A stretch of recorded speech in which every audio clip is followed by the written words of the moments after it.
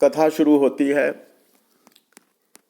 मैं जब एक बार दक्षिण के जंगल में घूम रहा था, तब मैंने देखा कि एक बूढ़ा व्याघ्र स्नान करके कुश हाथ में लेकर सरोवर के किनारे कहता है कि हे पथिको, इस सोने के कंकड़ को लो। तब लोभ के वशीभूत होकर किसी पथिक ने सोचा, भाग्य से ही ऐसा होता है, परंतु सहसा ऐसा कार्य में नहीं पड़ना चाहिए। फिर भी उससे पूछा कि यह कंकड़ कहाँ है।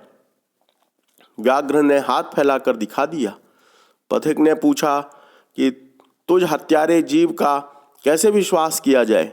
तो उसने कहा कि पहले मैं अवश्य जीव हत्या करता था, जिससे कि मैं वंशहीन हो गया। तब किसी धार्मिक के उपदेश से मैंने हत्या करना बंद कर दिया। अब मैं नित्य स्नान करने वाला और दानी बन गया हूँ।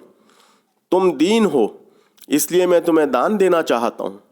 इसलिए सरोवर में स्नान कर इस स्वर्ण कंकड़ को ले लो। उसकी ऐसी बनावटी बातों से विश्वास में आकर ज्यों ही वह सरोवर में घुसा, त्यों ही कीचड़ में फंस गया। बाघ ने लपक कर उसे पकड़ लिया और खा लिया। चित्रग्रीव ने कहा, इसलिए मैं कहता हूं कि लोभ नहीं करना चाहिए। किंतु उनमें से एक कबूतर ने कहा कि यदि सर्वत्र संदेह ही किया जाएगा और सर्वत्र राजा की बात ही मानी जाएगी, तब तो खाना मिलना भी दुर्लभ हो जाएगा। अतः मैं यह नहीं मानता। उसकी बात सुनकर सभी कबूतर नीचे उतरे और जाल में फंस गए और तब वे परस्पर एक दूसरे पर दोषारोपण करने लगे। तब चित्रग्रीव ने उन्हें समझाया कि यह सब कुछ भाग्य का दोष है, अतः अब विवाद न करके इसका प्रतिकार करना चाहिए और सब लोगों को एक मन होकर जाल को लेकर उड़ चलना चाहिए। ऐसा ही निश्चय कर सभी जाल को लेकर उड़ गए। बहेलिया निराश होकर लौट गया। तब चित्रग्रीव ने कहा कि चित्रवन में मेरा मित्र हिरण्यक नाम का चूहा रहता है, वहाँ चलो, वह हमारे बंधन काट देगा। यह निश्चय करके वह सब वहाँ गए। हिरण्यक वहाँ 100 द्वार वाला बिल बनाकर रहता था। चित्रग्रीव को पहचान कर वह बाहर आया और पूछा, मित्र, यह कैसे हुआ। उसने कहा, यह सब भाग्य का ही खेल है। यह सुनकर हिरण्यक से चित्रग्रीव ने कहा कि आप पहले इन हमारे आश्रितों के बंधन काटें, यदि फिर आप में शक्ति रहे तो मेरे भी काट देना। उसकी इस बात से और अधिक प्रसन्न होकर हिरण्यक ने सबके बंधन काट दिए और वे उससे विदा हो लेकर अपने स्थान को चले गए। लघुपतनक नामक कौआ, जो इस सब वृत्तांत को देख रहा था, बड़ा आश्चर्यचकित हुआ और हिरण्यक से बोला, तुम धन्य हो, मैं तुमसे मित्रता करना चाहता हूँ। हिरण्यक ने बिल में से ही कहा कि तुम मेरे भक्षक हो और मैं तुम्हारा भक्ष्य, अतः हम दोनों में मित्रता कैसे संभव है, क्योंकि भक्ष्य भक्षक की प्रीति विपत्ति का ही कारण होती है। देखो, गीदड़ के कारण पाश में बंधा हुआ मृग कौवे से रक्षित हुआ था। कौवे ने पूछा, यह कैसे। हिरण्यक ने कहा।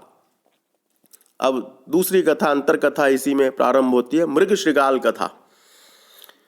मगध देश में चंपकवती नामक बहुत बड़ा जंगल है। वहाँ चिरकाल से बड़े प्रेम से मृग और कौआ रहते थे। एक दिन एक गीदड़ ने मृग को देखा और सोचा कि किस प्रकार इसका सुंदर मांस खाने को मिले, स्वादिष्ट मांस खाने को मिले। कुछ सोचकर वह उसके पास जाकर बोला, मित्रों, मैं क्षुद्र बुद्धि नाम का गीदड़ हूँ। मैं वंशहीन होकर मृतकवत रह रहा हूँ। इस समय तुम्हें मित्र पाकर मैं पुनः जीवित हो गया हूँ। मैं तुम्हारा सेवक बनकर रहूँगा। मृग ने कहा, ऐसा ही हो। तब दोनों मृग के निवास स्थान को गए।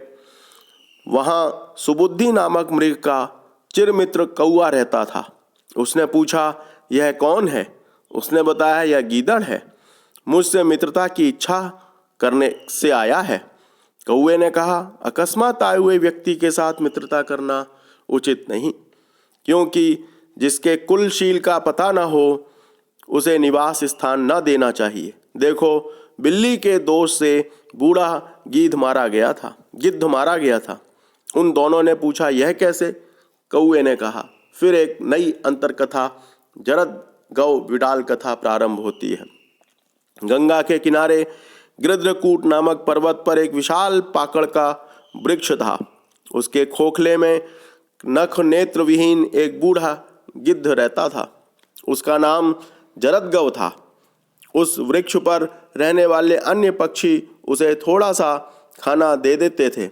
इससे वह जीता रहता था और उनके बच्चों की रक्षा करता था।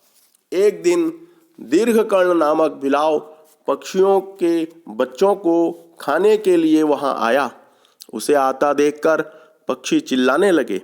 यह सुनकर गिद्ध ने कहा, कौन है? बिलाव ने सोचा, अब तो मैं मर गया, क्या करूं? भाग भी नहीं सकता। फिर वह कुछ सोचकर उसके पास गया और प्रणाम किया। उसने पूछा, तुम यहाँ कैसे आए? यहाँ तो पक्षियों के बच्चे रहते हैं, तुम उन्हें खा जाओगे? चले जाओ, नहीं तो मार डालूंगा। बिलाव ने कहा कि आप पहले मेरी बात तो सुन लें, फिर जो चाहें वह करें। उसने कहा, मैंने मांस खाना छोड़ दिया है। मैं नित्य स्नान करने वाला ब्रह्मचारी चांद्रायण व्रती होकर रहता हूँ। आप विद्या वयोवृद्ध हैं, आपसे मैं धर्मोपदेश सुनने आया हूँ।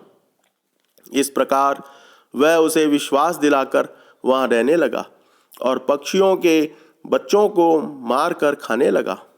जब पक्षियों ने खीज की खोज की तब विलाप तो निकल कर भाग गया, पर पक्षियों ने गिद्ध के कोटर के पास हड्डियां पाकर और वह निश्चय करके कि इसी गिद्ध ने उनके बच्चों को मार डाला है और खा लिया है।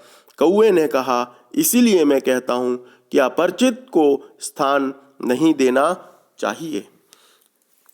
गीदड़ ने कहा कि पहले दिन तो आप भी ऐसे ही रहे होंगे।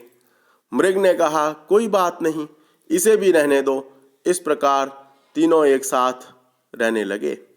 एक दिन गीदड़ ने मृग से कहा, मित्र, इस वन के एक भाग में हरित धान्यों का एक खेत है, मैं तुम्हें वहाँ ले चलता हूँ।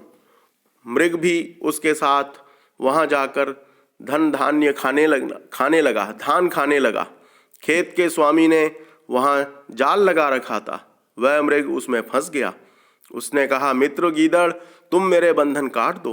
गीदड़ ने कहा कि आज तो रविवार है, मैं अपने दांतों से इन पाशों का स्पर्श नहीं कर सकता, क्योंकि ये मांस के बने हुए हैं, पर कल प्रातः मैं आकर इन्हें काट दूंगा, तुम बुरा मत मानना। ऐसा कहकर वह छिपकर वहीं बैठ गया। इतने में कौआ उसे खोजता हुआ वहां आया और मृग को इस दशा में देखकर पूछा, ये क्या हुआ? मृग ने कहा, मित्र की बात न मानने का यह फल भोग रहा हूँ। उसने पूछा, वह चालाक गीदड़ कहाँ है? उसने कहा, मेरे मांस का इच्छुक वह यहीं कहीं बैठा होगा। जब कौए ने देखा खेत का स्वामी डंडा लिए आ रहा है, तब उसने मृग से कहा कि अब अपने आप को मरा जैसा दिखलाओ, पेट फुलाकर पैरों को स्तब्ध कर लो, जब मैं शब्द करूं तब तुम उठकर भाग जाना। मृग ने ऐसा ही किया। खेत के स्वामी ने उसे मरा हुआ जानकर धीरे धीरे जाल समेटना आरंभ किया।